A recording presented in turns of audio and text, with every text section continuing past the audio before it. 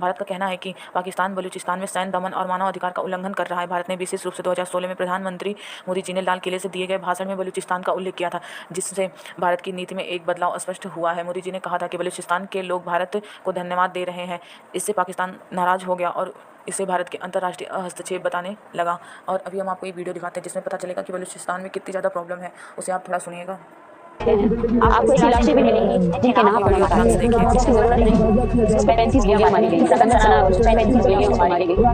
ऐसी भी लाशें हैं जिनके लवाइकी ने आइडेंटिफाई तक नहीं किया।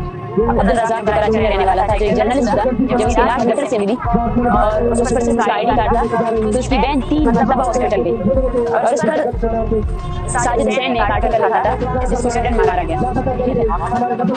आज भी उसकी बहन इस शक में है कि शायद लाश उस भाई की थी या नहीं। तो वो जो नफरत है ना, इंतहाई ना हमारे बच्चों को छोड़ा जाता है, ना हमारी औरतों को छोड़ा जाता है। आप एक स्टूडेंट कभी ऐसा लगता है शायद लोग ला है, लेकिन जिस नफरत से ये लोग हमारे लोगों को मारते हैं, लाशों की भी कत्ल करते हैं, आपको ऐसी लाशें भी मिलेंगी।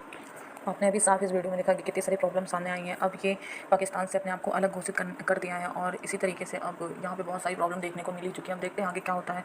उम्मीद है आपको समझ में आएगा और ये मैप भी आपको समझ में आएगा किस तरीके से इन्होंने अपने आप को, ये बहुत सारी मुश्किलों के बाद ये सारी चीज़ें हुई हैं। आए दिन वहाँ पर दंगे हो रहे हैं और अगर अब वहाँ की असलाकृतियाँ थोड़ी देख लें, यहाँ पे असलाकृतियाँ बोरान दर्रा और खैबर दर्रा ऐतिहासिक और सामरिक महत्व के दर्रे हैं।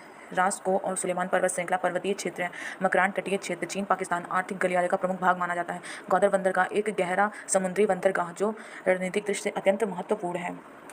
सामरिक और भू राजनीतिक महत्व को समझते हैं। चीन पाकिस्तान आर्थिक गलियारा बलूचिस्तान का ग्वादर बंदरगाह का अंतिम बिंदु है। यह चीन का फारस की खाड़ी और हिंद महासागर से जोड़ता है। बलूचिस्तान पर चीन के भारी राजनीतिक रणनीतिक निवेश संबंधित रुचि है। हिंद महासागर और अरब सागर तक पहुंच के बारे में देखते हैं। ग्वादर से 600 किलोमीटर दूर हार्मुज जलमंडल भूमध्य है, जहां से वैश्विक तेल व्यापक का 40% गुजरता है। भारत के लिए राजनीतिक दृष्टि से अगर हम बलूचिस्तान के बारे में देखें तो ये मानव अधिकार उल्लंघन के चलते भारत इसे अंतर्राष्ट्रीय मंचों पर उठा सकता है। ये पाकिस्तान की अंदरूनी कमजोरी को उजागर करने का एक महत्वपूर्ण बिंदु बना है हमेशा से। अगर हम हाल की घटना को देखें तो क्वेटा में ग्रेनेड हमला 14 मई 2025 को क्वेटा में एक सेना समर्थक रैली पर ग्रेनेड हमला हुआ है, जिससे एक व्यक्ति की मृत्यु और 10 घायल हुए। इस हमले के पीछे वीएलए का हाथ होने का संदेह है। तारिक वेलूच की हत्या प्रसिद्ध वेलूचकार रेसर तारिक वेलूच की हत्या किल एंड डम नीति के तहत की गई, जिससे मानवाधिकार संगठनों ने निंदा की है। जाफर एक्सप्रेस अपहरण मार्च 2025 में वीएलए ने जाफर एक्सप्रेस ट्रेन का अपहरण किया, जिसमें 64 लोग मारे गए और 38 घायल हुए। इस घटना से पूरे देश में आक्रोश फैला था। प्रदर्शन और गिरफ्तारी 20 मार्च 2025 में बलूचिस्तान में मानव अधिकार कार्यकर्ता महरंग वेलूच की गिरफ्तारी के खिलाफ व्यापक प्रदर्शन हो रहे थे, जो अभी भी जारी है।